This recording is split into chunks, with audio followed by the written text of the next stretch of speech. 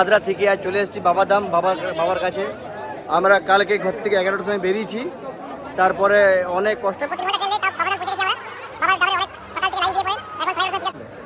আমার একটা বন্ধু পেয়েছি, তার নাম এই যে মধুসূদন। তুমি কিছু বলো, তুমি যে কালকে দোকান থেকে রেলে দোকান সব আজকে বাবার কাছে দেখে সব দর্শন পেয়ে একদম পুরো সব ঠিক আছে। হ্যাঁ, তোমার এখন কেমন লাগছে?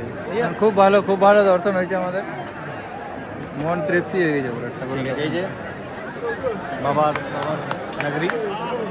নগরী এটা, আর এটা মায়ের নগরী।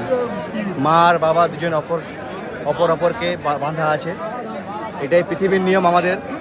আমাদের মা বাবা যেমন একসাথে আছে স্বামী স্ত্রী, তেমনি পার্বতী আর বাবা ভোলেনাথ একসাথেই আছে।